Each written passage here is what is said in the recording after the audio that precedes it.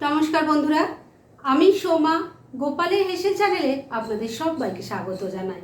আজকে কাঁঠালের দানা দিয়ে দুর্দান্ত স্বাদের ইউনিক একটা নিরামিষ রেসিপি আপনাদের সাথে শেয়ার করছি, যেটা খুব সামান্য ঘরোয়া কিছু উপকরণেই তৈরি হয়ে যাবে আর খেতেও কিন্তু ফাটাফাটি হয়। তাই চলুন সময় নষ্ট না করে রান্নাটা করে ফেলি।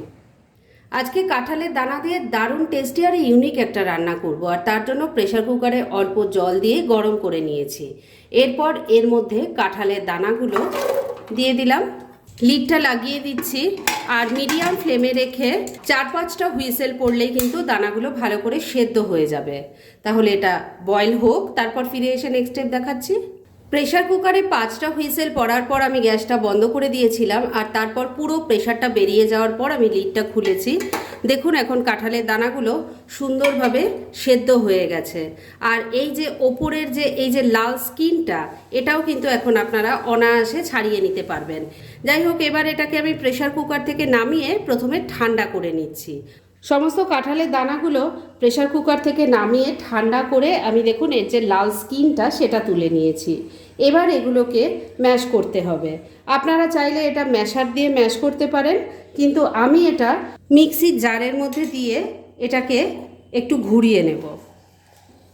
সবটা একসঙ্গে হলো না, কেননা জারটা যেহেতু ছোট, আমি দুবারে বেটে নেব। তবে এটা বাটার সময় কিন্তু যদি এইভাবে করেন, কোনো রকম জলের ব্যবহার করা যাবে না। যাই হোক, এটাকে আমি ভালো করে বেটে ফিরে আসছি। সেদ্ধ করা সমস্ত কাঁঠালের দানাগুলোকে মিক্সির জারে ভালো করে বেটে এ বাটির মধ্যে ঢেলে দিয়েছি। এবার এর মধ্যে সামান্য কিছু জিনিস পড়বে। এবার কড়াইয়ে একটু সর্ষের তেল গরম করে নিয়েছি।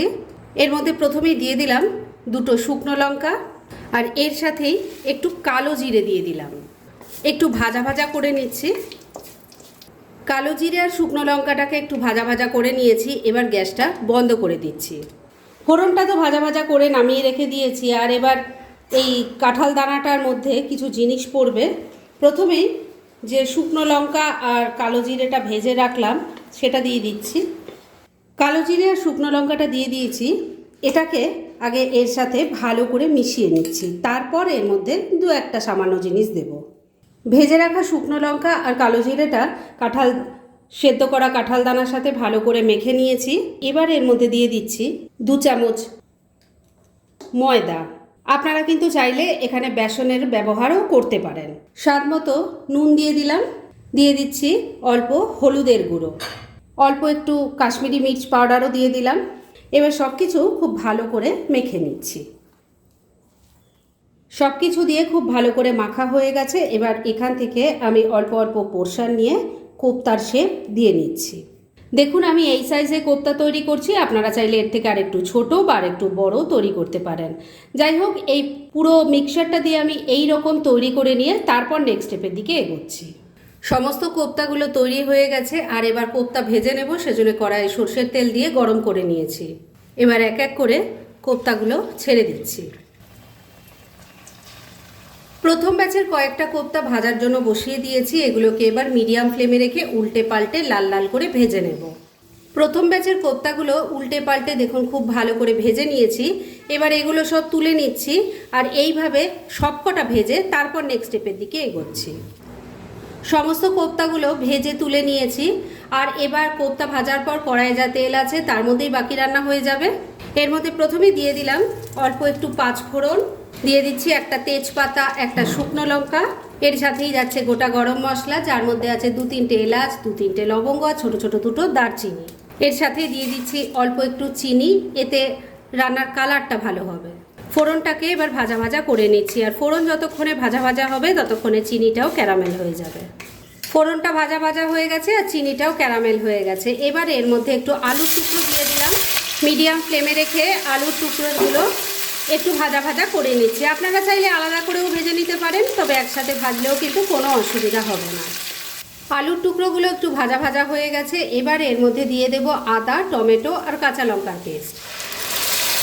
গুঁড়ো মশলাগুলোও দিয়ে দিচ্ছি। প্রথমেই দিয়ে দিলাম হলুদের গুঁড়ো, 1 চামচ দিয়ে দিলাম জিরের গুঁড়ো, 1 চামচ যাচ্ছে ধনের গুঁড়ো, দিয়ে দিলাম একটুখানি গরম মশলার গুঁড়ো, অল্প একটু কাশ্মীরি মির্চ পাউডারও দিয়ে দিলাম।